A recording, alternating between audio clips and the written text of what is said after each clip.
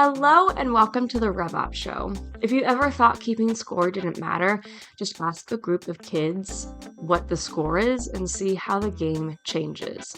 The same thing happens when we start to keep score, except there are things that can become dangerous when taking a look at the data we're tracking and the things that we're paying attention to. Today, we're addressing these dangers and sharing a bit around what we've done here at Lyft with our scorecards. So, with that in mind, let's jump into it.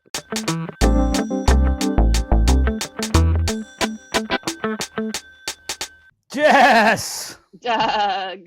Jess! Let's see, what would it sound like if we had a cow hosting the show? My God. Jess! Please don't. Please don't. That's more of a goat. It's more of a goat, by the way. It's more of a goat? Yeah. Jess, these are important questions. Are they? Yeah, Are they? What would it sound like if the fox was the host, though?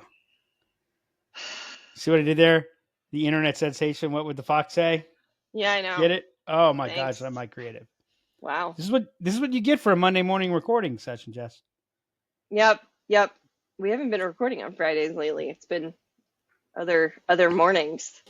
Mornings, afternoons. I guess we did do an afternoon. Okay. It's like we live in a world, Jess, where location and time is secondary. Oh my God. So we're actually making progress against the space-time continuum, aren't we? We are. Yeah. It's pretty incredible when you think about it. Yeah. I have a very important question for you. You used to be in the travel industry, right? I did. Why are hotel doors so freaking heavy and thick? I mean, like crazy heavy and thick. Now, on first blush, I think security, right? Right. I think fire. Okay. Yeah. Like those make sense. But all of the walls are like thin and ridiculous, like weak. Like I don't understand. Doug traveled this week for those of you who didn't key on that. Well, I travel's picked up a little bit the last few times, and I realized. So I stayed at an old hotel a few weeks ago when Dylan graduated, and so that door was like super heavy. But I just figured, okay, it's an old hotel. Sure. I mean, I was at a courtyard Marriott, and it wasn't like the door was impossible. It was like, the door was heavy, and the walls are like nothing. And I'm like, what? I don't understand the point. I don't have an answer for you. In my time in the travel industry, I never thought to ask that one.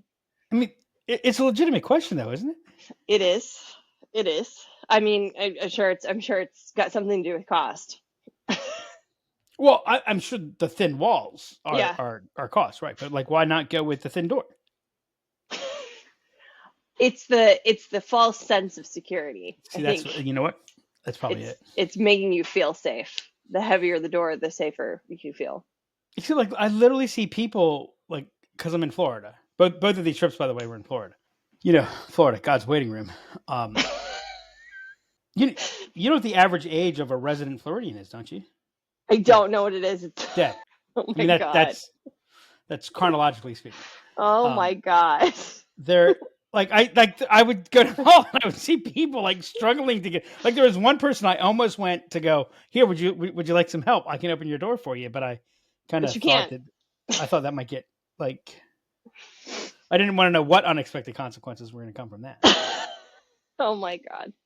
We're off to a productive start. It's going to be great. I mean, these are the things that go on in life. And these are the things that you randomly text me at 7:00 on a Saturday.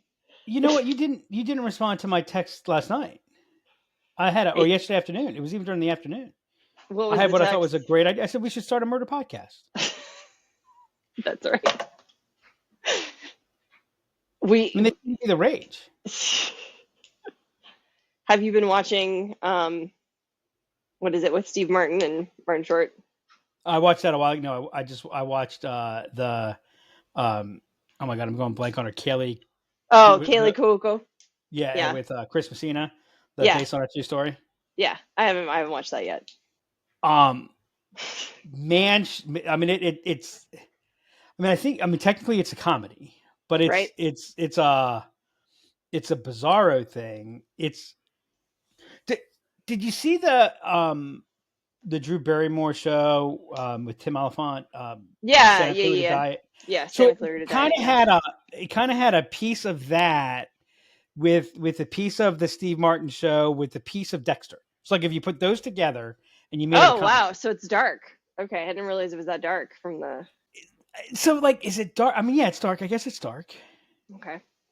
I guess it's dark. I'll tell you what, apparently she did not want to be typecast or something, because she went from 16-year-old daughter to Big Bang to some crazy shit. The flight attendant on Max, and then Yeah.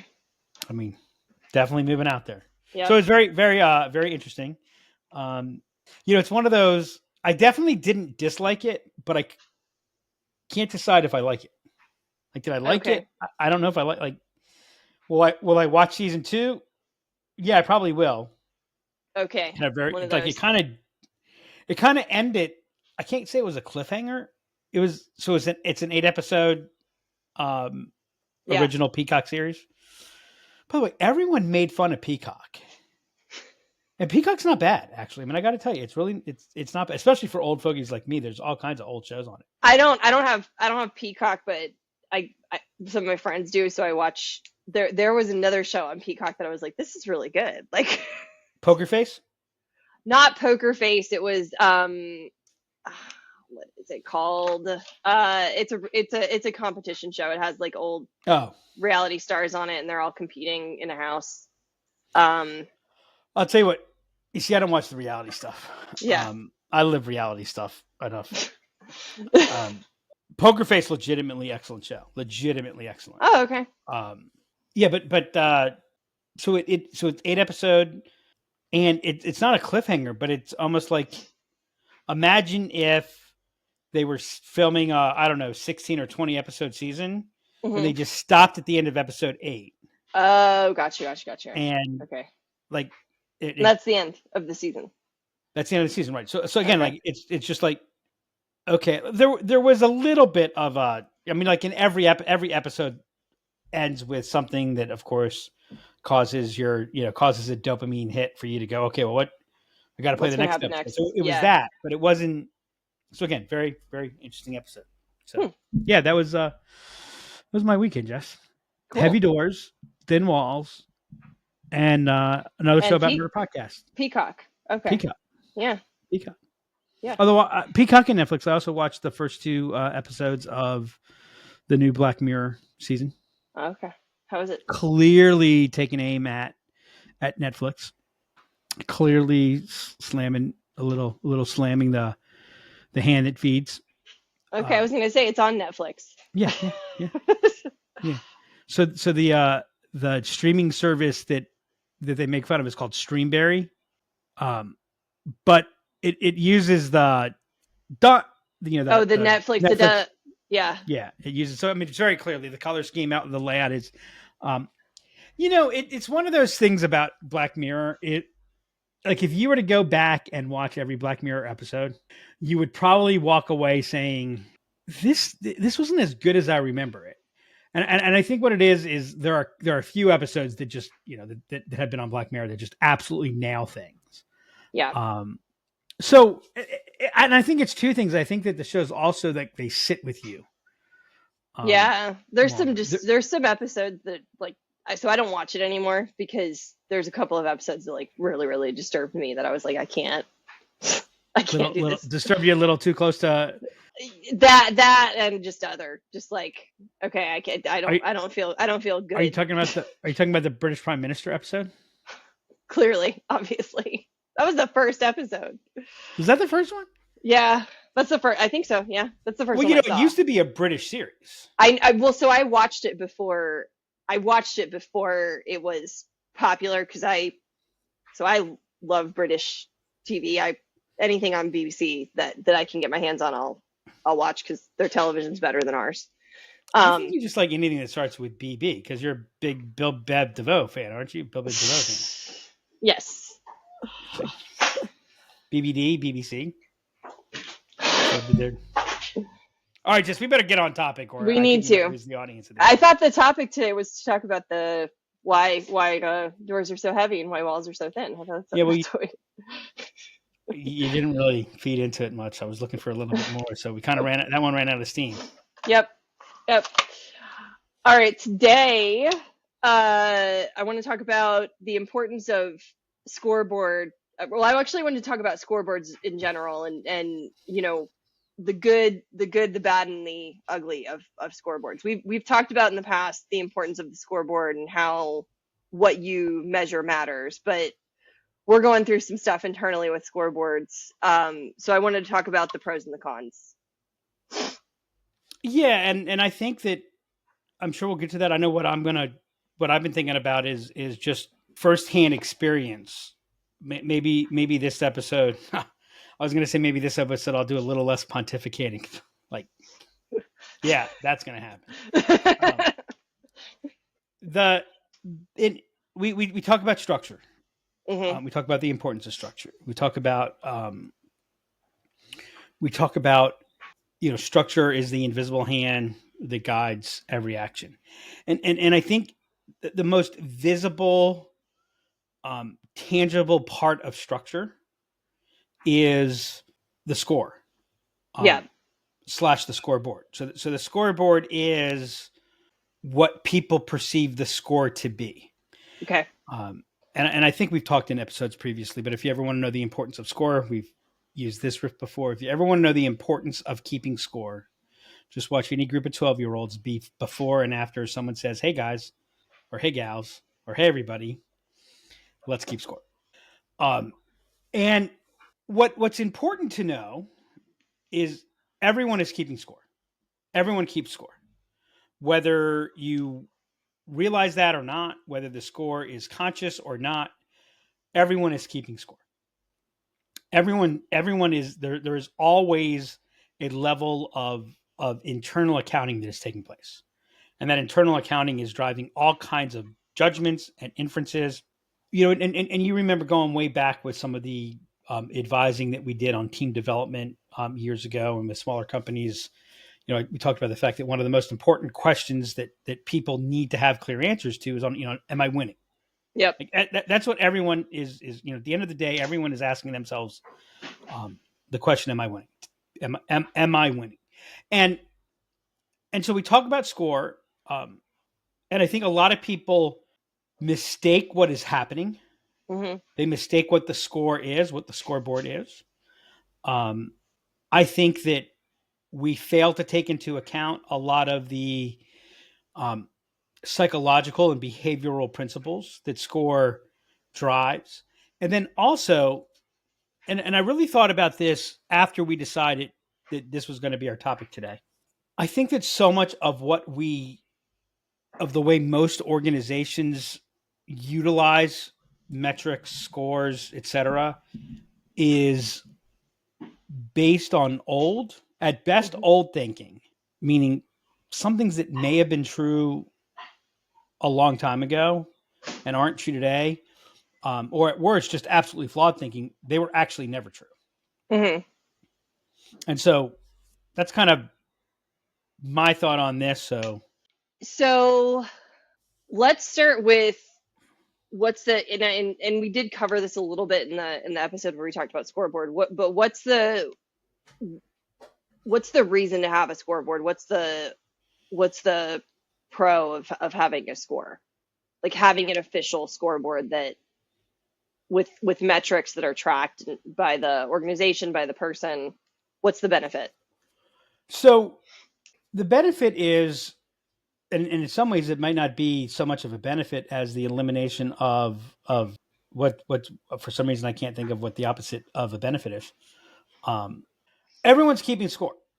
Mm-hmm. The question is, do you want them keeping score purposefully or randomly? Do you want them? Do you want the score, the score that matters, to be called out and clear to everybody? Do you want it to be visible? When it's visible, and remember, the most tangible piece of structure is the scoreboard. Mm-hmm. When you look at your scoreboard, and then you look at you look at your system design, you look at your tools, you look at your strategy. Are those in alignment with what you're saying the score is? Right. And so far too often, we mistake scores as efforts/activities. Yep. Those are things that we have high levels of control over, but they have low causality. They have low influence on the actual results. Or the score is about results, which we have very little control over, and luck plays a really big role. And and by the way, even when you look at results or activities, they're basically two sides of the same coin. Right. So if we're tracking on activities, we're really tracking on results. Right. So we might say you need to make 100 calls. You as a sales rep need to make 100 calls. But everyone knows that 100 calls doesn't matter. It's you need to make 100 calls to generate this result. Right. So by the way, if you're going to do activities, you might as well go to results. But when you do results, that's what leads to resulting, right? And so we have all these things that are so connected to results. And then we ask, why are our people being tentative? Why are they not taking a risk? Why are they right? Well, because they're resulting. By the way, resulting, for those of you who don't know, is the tendency, it's a poker term, it's the tendency to judge the decisions that you make, the actions that you take on the results. It is literally judging your decisions and actions through in hindsight, not what led to me making that decision. So when you do that, you end up flailing. In poker, they would say we tilt. By the way, how many people are running on tilt today in business? Yep. Answer: a lot. So what our objective is to get to what I like to call outcomes. What are those things that we have a reasonable degree of control over, a reasonable degree of influence, and have a reasonably strong causal relationship, right? So that, if I have a good at bat in baseball, if I continue to have good at bats, then life will take care of itself. So I'll give you a great example in baseball of how they use outcomes, not results, but not activities. So there's a metric called batting average of balls put in place. Yep. BBIP. And so I was watching the game last week, and the announcer says, "Yeah, this pitcher's had some bad luck. He's doing better than some of his numbers look like." As an example, there's a 345 batting average of balls in place against him right now, which is significantly above what would be expected, right? And so, what happens is a ball gets hit. I don't control where the ball goes. Now, the opposite side of that is, what's the batter's batting average of balls in place? So by the way, earlier this year, a hitter was like, okay, well, he's faced a lot of bad luck. His batting average balls in place is like 205 right now, whereas the average would be 265. Like, I think the average at that time in the league was 265. And sure enough, by the way, over the next 6 weeks, his numbers went up. He didn't really change anything. It's just there's that aspect of luck. And so what baseball is doing, it's why they look at batting average. I'm sorry, not batting average. At how hard a ball is hit. If I make good contact, which would be measured by how hard the ball is hit, there's going to be everything after that is luck. The only thing I have any control over is how well do I make contact, right? And so the reason that you have a visible scoreboard, the benefit to this is to really call out, what are those things that we've identified? What are those things that we believe lead to the outcomes that we're looking for? Okay. And so without that, you don't have anything that approaches alignment. You can't have alignment without that. Okay. So what's the downside of putting a scoreboard in place, or what are some of the negative impacts of putting a scoreboard in place? I believe it's the Heisenberg principle that says the moment you put something under observation, behavior change. So once I know you're observing me, my behavior changes. Goodhart's law says in any valuable metric stops being a valuable metric once it gets used as an objective. So for example, this is my favorite example. An email gets a 10% click-through rate or 10% click rate, whatever, which 10% click rate, because click-through rate would be high, right? And we say, and the email was really successful. We say people say the email was successful because it had a 10% click rate. So we establish that as an objective. See, when we have a high click rate, which we have a fair degree of control over, right? Because we can think about what would make something sure, right. So we make click rate the metric when in fact the email wasn't successful because it had a 10% click rate. It had a 10% click rate because the email was successful. So once we turn that into the score and we put it on the scoreboard and we say 10% click rate equals winning, shortly after that, we had this term, a term came into the lexicon called clickbait. We started pursuing clicks rather than. And so anytime you take a metric and you say this, you're reductive. Yep.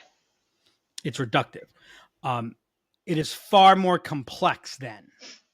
And what happens is everyone looks at it and says, okay, winning, losing, right? So it now, like, why have metrics? This is something I've been struggling with for a long time. No, seriously, I have been. I know. No, I'm chuckling because I'm aware.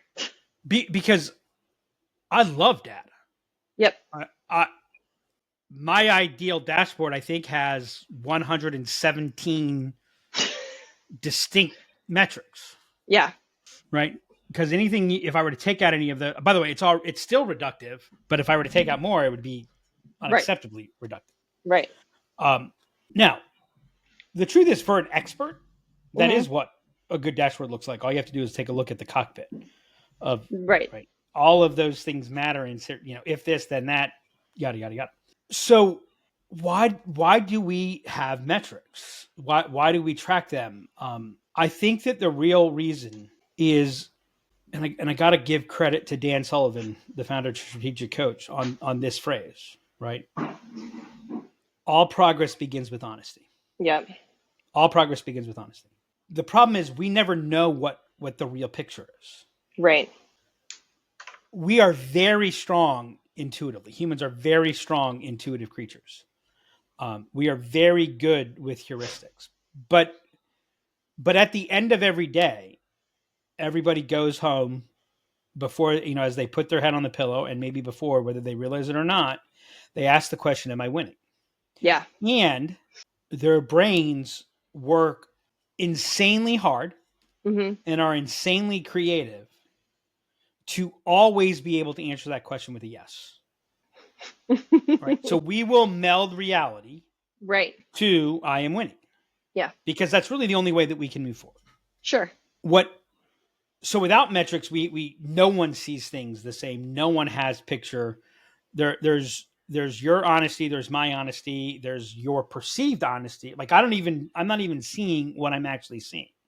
Right. I'm at best seeing the rationalization of what I'm seeing. Right. And I can only see what I'm looking for and all those different things. So there's a whole lot of just brain trash that's going in. And as you multiply that with 1,700 people, you get exponentially greater complexity. And so what metrics are trying to do, what you should be striving to do with your metrics, is to bring everybody as clear a picture so that we're looking at the same, and this is what source of truth, I think, really means. Are we getting the same picture of honesty? Where are we now? Where are things now relative to where we need to be? There's a whole lot of other reasons that people use metrics or think they use metrics, which I think get them in trouble. And I'm sure we'll go over some of that today. So I think the next thing I want to talk about is what we kind of saw as we rolled out a scoreboard, which is. Well, and to be clear, this isn't the first scoreboard. This is like something that we've noticed, in our most recent update. Yeah. So we track points for, we use points for activities that are completed, and so we're using that as a indicator of what's been done in resource allocation and those types of things. What's happened is the team is now focused on points from the standpoint that they're worried that they're going to count against them, or they're going to be used and how do you avoid that from happening is going to be my follow-up to it. So why is it happening and how? Well, here's what's funny. You have a few things, okay? Because in this latest go around, in our update, we actually took away the weighting of points on the measurement of you, and I'm blown away by freaked is probably an overstatement, but the reaction that it got. Yeah, right? I don't know if freaked out is really an overstatement, but I gotcha. So in a previous episode when we talked about data and using data, I shared some of the interview that Michael Lewis did with Bill James. Bill James is the founder, is the father of Sabermetrics, which is the basis of all the advanced analytics in basically all of sports. And Bill James, who created the whole idea, has actually become a detractor of advanced analytics. And the reason is, he has always said that the data is valuable because it stimulates better thinking. You ask better questions. Data is dangerous when it replaces the thinking. So when you're using data to stimulate questions, it's powerful. When you're using data to provide answers, especially to provide value-based answers, to make judgments, it is not. And so increasingly, like one of the metrics that he hates the most, which by the way, you would think that the father of sabermetrics would be the biggest proponent of what's called WAR, wins over replacement. Yep. Right. Which basically is this very complicated calculation to say, based on the total performance, offensively and defensively, of this person, how many wins over an average player in this person's position has this person contributed to? Yeah. And so, by the way, WAR gets used in contract negotiations. If it's a high WAR, then of course the player's agent is saying this, this person is in the top 3 people of blah, blah, blah. Right. And all this goes on. The moment you put on a metric, the moment you say this is on the scoreboard. Yep. Everyone immediately goes to judgment. Right. Yep. So what's going to happen is this number means winning or losing. It doesn't matter whether you say, it doesn't matter whether there's an incentive on it. Mm-hmm. It doesn't matter if there's, if you announce that there will be no penalty, like all the, it just immediately, that must be what matters. Yeah. The other thing that's happening is everything underneath it. So by the way, what ends up happening is everyone looks at that number and immediately turns it into a grade. We've been so inoculated with industrial age thinking. We've been so inoculated with red work mindset. Yeah. Do. I am judged by how I do. Mm-hmm. That even when you're actively managing to the opposite, that is gravity. So your gravity is always pulling into this number means I'll be judged. If you have a higher number than someone is saying you are better, and yep, that means you're winning and I'm not winning. And by the way, there are people that behave past that, but that's our reptilian brain. That's how we're all programmed. Okay, so all those things are going on. Then you're looking at everything else, right, to say, are we really playing to that? Right. So we say things like, do what's best for the customer. Yep. But our P Club reward, or our, like, all of these things come about, and the question is, do you align? The other thing that happens is there's a term that I hate, and this is where my thinking has really changed over the last decade. Managed by the numbers. That's bullshit. Mm-hmm. managed by the numbers is a complete abdication of management. And because when they say managed by the numbers, it means I don't have to manage. If the numbers are clear, you can manage yourself. So managed by the numbers is really managed to the numbers. Yeah. So that is to say, game the system. So if managed by the numbers, look, my job is to give you the targets. And so I say 10% click rate. Then if you get a 10% click rate with clickbait, I can't complain about that. Sure. Because now I say, no, come on, you got to know what it means. You got to look at the spirit of the rule. You got to look at the spirit of the number. Oh, okay. Well, that's not what you told me. Well, but where am I supposed to get that? Right. Yeah. No, I agree. Right. Yep. Well. Yep. So clear numbers make managing and growing easier, because without them, it's impossible. Right. But it doesn't make it easy, because again, the moment you start calling out specific numbers, you're putting a funhouse mirror in place. And so there's a level of, and by the way, I'm not saying that this is necessarily bad, but I think that what is happening, what is important. Well, let me take a step back. So we announced some changes in what our key internal productivity metrics are. Yep. And it spooked everybody. Yep. You say freaked, I say freaked might be an overstatement. Do you think the numbers are what freaked them? Well, I don't think so. Well, no, because like we're meaningfully changing like the way that we're tracking and who we're allocating to. Are we I think people are worried they're not going to get credit. I think it's all about credit. But here's the thing that's bizarre. Have we in the old, before we changed the numbers, were we giving credit? Was someone being, was there some reward or some psychological reward or punishment? Right. Okay. So why? So what's causing this? We had said here's where like when you say this is the scoreboard. Mm-hmm. So if you play football, average yards per gain is not on the scoreboard. Yeah. By the way, batting average of balls in play is not on the scoreboard. Not on the scoreboard. Right. So I can have a very high batting. I can have the highest batting average of balls in play and lose. Yep. So where I think everyone's spooked is, what I think spooked everybody is that, again, the danger of the scoreboard is it's reductive. Yep. And our brains are lazy. Yep. And so we said, this is what matters. And we got reductive to this. Yep. And by the way, the whole point of what we were doing was we were trying to get a picture of honesty. We were trying to figure things out.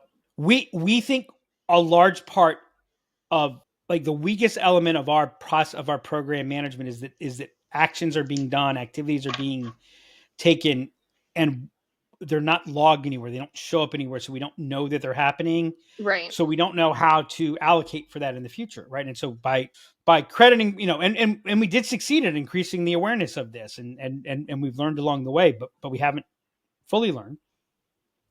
And even though there was no punishment or no reward, it was still, okay, I did this and whatever my number was, okay, I hadn't gotten in trouble. So that means I'm okay. Okay. Well, now we're changing the number. Yeah. And actually here's, I'm going to say our failure, but failure is probably the wrong word because I don't know.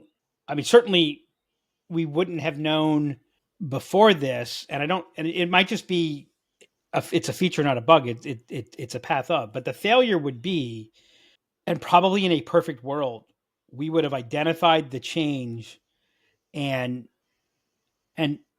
enrolled in it, implemented the change differently by teaching the context first. Mm-hmm. So that when we changed the numbers, there was already an understanding. There was maybe even already now I do think with some other things that we're doing, what's going to happen over the next 4 to 6 weeks, because that's not the only thing that we're changing. Yeah. Things are going to, they are going to oh, I get this, and the context will be clearer. But when you change the scoreboard, Mm-hmm. you change the game. Yeah. So actually, what you sparked for me is this is change management, and so I'm talking to one client specifically about this right now in regards to them with a CRM rollout and explaining to them that it's a process. It's not just one day you decide you cut over and everybody changes. You got to build understanding and connect those dots. Well, that's true and not true. Because again, so as we're talking right now, I'm actually battling in my head, and actually talking it out loud.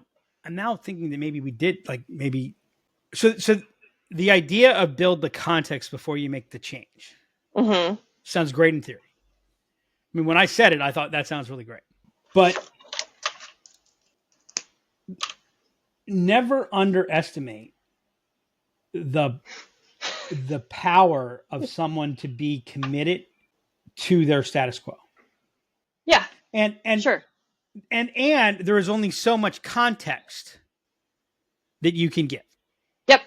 So and I mean, the only way it's funny that you brought that up, because I feel like we did give context, but I also have much more context in this instance to what's going on, because I've got visibility to the background, so that I yeah, but some of the questions that they have, they don't know what some of the terms mean, et cetera. But here's, so the only way that you could theoretically give everybody full context is that everybody's involved in everything. And if everybody is involved in everything, you really lose any level of efficiency. It's really hard to get anything done. But B, I don't even think that you create a whole lot of context if everybody's involved in everything. Yep. Heck, we have 3 people right now that are quote unquote involved. Like our vector alignment team right now is 3 people. Yep. So we all see the same things. We don't agree. No. Right. So if we had 27 people, we'd have, right. So at the end of the day, someone has to make that choice. Right. When you change the scoreboard, you change the game. Yep. When you change the scoreboard, there's a shock to the system. So yes, it's not like, I know the context of what you're saying, but so yes, it's not overnight, but it is also overnight. And if it's not overnight, then it will never happen. In that at some point, okay, today's the day. Yeah. This is what we're doing, right? We're moving here. So today's the day. This is the metric. Now realize one of the reasons why, like, is it okay that they're freaked out? I mean, I'd rather that they'd be not freaked out, but the option would be stay in the buy-in phase and never get to anything, right? Right. So the key to, like, change is not buy-in, then action. It's action, right, then result, then learn, then action. And buy-in happens. Buy-in is an active sport. It's not a passive sport, right? We buy in by doing. Yeah. And we also have to understand that a lot of people, I would say 80% of humans, 80% of people are present-oriented people, which means when you're talking about something that they're not doing, it's not understood, and it's going to be perceived as scarier or more dangerous. Yeah. Yeah. Right. We talked about there's future focused people, there's present focused people. And that's not to say that present focused people can't think about the future. It's just the way they think about it. Like, if you talk about, hey, if we did this, this, and this, and like, no. But then you come in, I mean, I like, Dan Sullivan calls them future company and present company. Right. Yeah. He's like, you talk to a present company person about, hey, we're thinking about this new offering. It'd be this, and your, head of operations, who's a present company person, goes, oh, well, that's going to cause this, we can't do that because of this, and that could happen, and this could happen, and this other thing could happen. Versus, okay, someone just wrote us a check for X for us to do this. What do we need to do? Oh, well, we need to do this, and we need to do this. We'll get this in place. Like, they just respond completely differently. Right. And so, the thing about change is, more often than not, change is not the problem. Change is not what causes change. Doesn't cause the anxiety. It's the anticipation of change. Yeah. Right. And so there is an element that says, hey, let's do this. But I think that, see, here's what I think is totally screwed up. I think that we tie too many things to these metrics. Okay. And I'm really struggling here because like this is a anything we say right now, unless we can make this like a 34-hour episode, is going to be reductive. I am really struggling with this idea around incentive compensation. Okay. Here's your metrics. Mm-hmm. You won't be punished for these metrics, but if you achieve these metrics, this is your bonus, and here's this, and here's this. Okay, well, if you're going to bonus me on that, like, why am I going to bonus you? Theoretically, I'm bonusing you because I'm going to increase motivation. Right. But that's bullshit. That's bullshit. Why is that bullshit? Because it doesn't motivate. First off, the idea that external resources motivate is a whole. Mm-hmm. And so I'm re-listening to Leadership is Language, and Marquette says this in more than one place. He says we use terms like motivate and inspire, and what we really mean is coerce and comply. Yeah. Yeah. Right. There are plenty of studies that show the impact of financial incentives to actual motivation. Mm-hmm. And what they show is any level of motivation only goes up to a certain, once somebody is making a certain amount of money, it no longer motivates. Right. It doesn't mean that, the salesperson who's making $250,000 and is playing the comp plan because they're going to get $400,000 doesn't mean they're not going to push it for $400,000, but you're not actually motivating them. They're not actually right. And by the way, what they're probably doing, and you can see this even when I am in a lower comp where that money does quote unquote motivate me. Mm-hmm. And I'll pull back on something in a second on the comp on the $250,000 $400,000 motivation. What I'm motivated by is the psychological safety and need for more money. So what I'm going to do is like whatever your 10% click rate is. Yep. That is what I'm going to do. I'm going to lie. I'm going to cheat, and I'm going to steal. And all you have to do is take a look at Wells Fargo, Uber, any Enron, who showed that when that became the motivation, what you lost was any. Yep. You lost any humanity, right? When I'm the sales rep, I mean, so question number one, do you want people that are motivated only for themselves at your company? Like, is that the core group of people that you want? Probably not. No. By the way, most people are not motivated that way. Yeah. We are tribal creatures. We are social creatures. We want to do well. Right. We want to benefit others. That's a common thing that's happening. Now, I've seen people abuse this. So like I'm not suggesting, gee, I'm gonna, all the rewards go to the owner. I mean, I'm not against all the rewards going to the owner, but right. So you have this like the moment you put a reward in there, especially when you tie it to a score, you're creating win-lose, right? And so that's why people are behaving that way. If what our goal is to say this, like, let's all get to where honesty is. Let's all get as clear as we can to what is the destination. Let's figure out how we do better. Let's win games. Yep. Right. Now, this does not say that every person gets paid the same. Different roles have different levels of expertise and requirements. Yep. So like, again, all of these things come together. And as we start, the way we're managing comp is creating this underlying, it creates an underlying disproportionate focus on efficiency, which is having the net effect of we're basically sucking blood from the future into the present. And that's why if you take a look at the companies that really use metrics to drive behavior and performance, you're typically looking at the do it with a degree of success. And by the way, we look past all the people that try to do the same thing and fail, right? But you see companies in this high growth phase that are funded. So they're spending an artificial amount of money today. Yep. Because of what it can quote unquote do for them in the future. And you're basically just trying to pull the future into the present, and you're creating these, you're creating these nets of, or these environments of, major overreaction. So we overhire, we lay off, everything that we're dealing with today. And at the same time, underlying trust levels across the board, internally, externally, go down.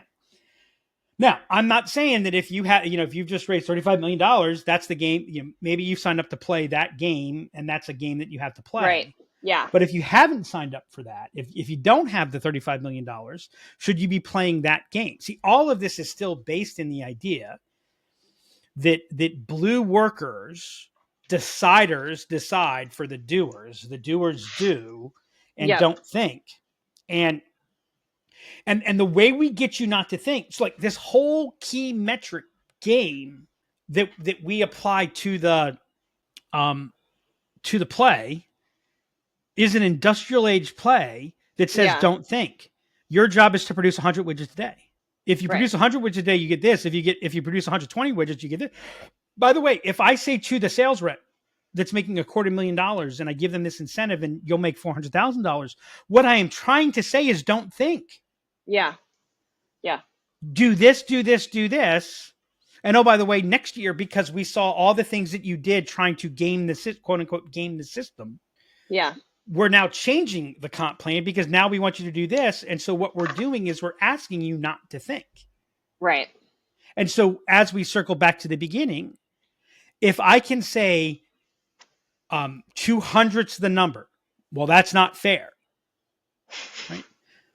And again, remember, and I don't want to tell people what 200 means because I don't want to get into the weeds. Right. Yep. But unequivocally, 200 is achievable because of what 200 means. Right.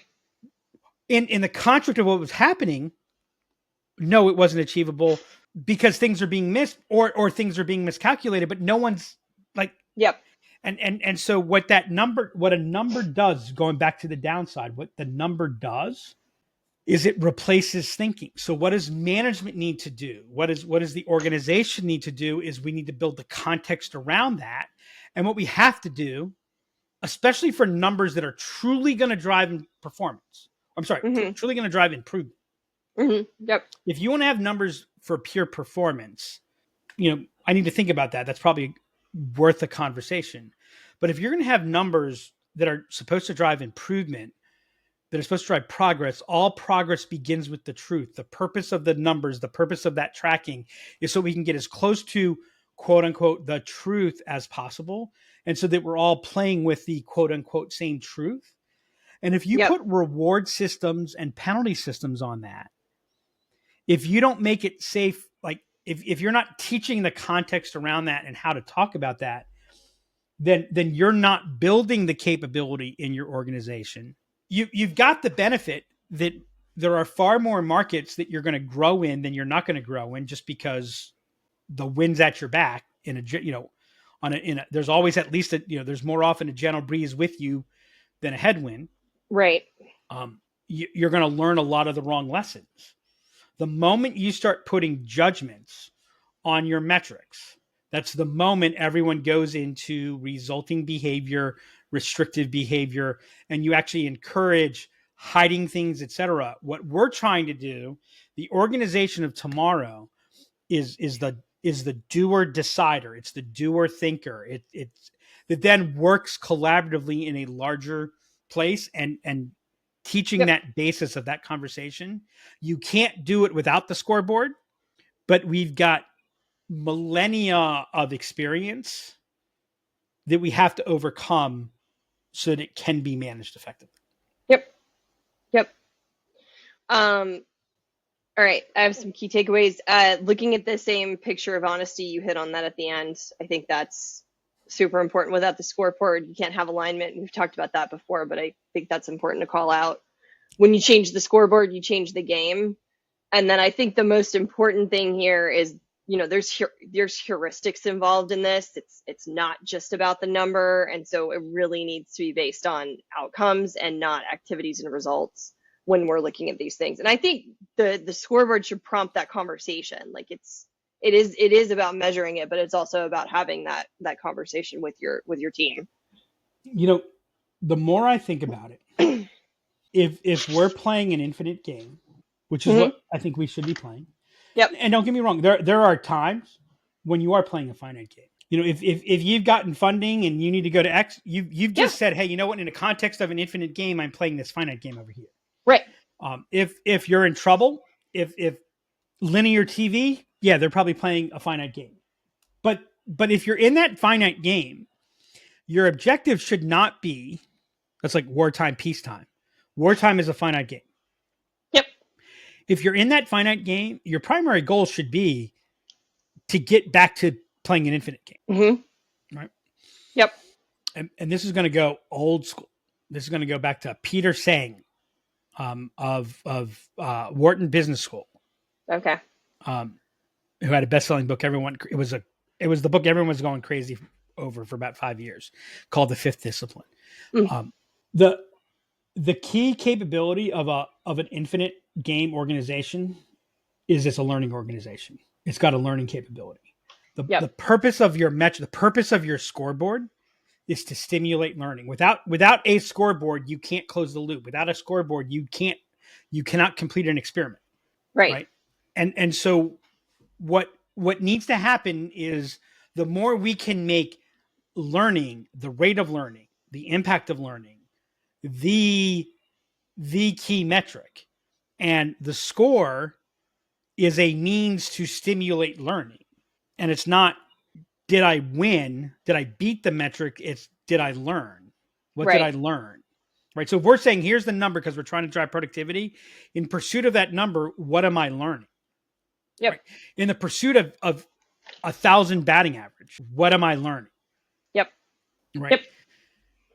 That is the key. The more that each person in an organization can increase their rate of learning with an alignment of vectors, the stronger, the more efficient, and the more powerful and resilient that organization becomes. And as we go into an AI future where, the core of efficiency is repetition. The core of efficiency is elimination of variation. And increasingly, all of those things are going to be done far, far better and far, far faster without a person than with a person. So when we think about an organization, which is a grouping of people, the key is, how do they become powerful elements of learning that come together? I think that's the strength that wins the future. Yep. I agree. This was a good conversation. And so we're going to try it again. We began the week with the RevOps Show. We're going to see, can we end the week with the RevOps Show? Can we end it with the RevOps Show? We'll see. I'm looking forward to it. I'm excited. I'm excited. I knew you would be. Until next time, everybody. Bye. And that's a wrap on this episode of the RevOps Show. If you're using a scorecard, it's important to make sure that what you're tracking is clear and isn't bullshit. The way we've done scorecards here at Lyft, in my opinion, has made it so that what I'm being tracked on makes sense for me and is valuable for me and the company. Anywho, if you enjoyed this episode, please make sure to go subscribe on Spotify or Apple Podcasts or wherever you listen to us. Leave us a review and share the episode. We would really appreciate it. If you have any questions you would like to ask Doug or Jess about scorecards, email me at hannah@lyftenablement.com. I, in my opinion, really think that the scorecards that we've got are great. Jess and Doug did a great job of putting those together. So if you do have any questions, let me know. You can also hit us up on Twitter @DemandCreator. And until next time, remember, you can't solve your upstream problems downstream.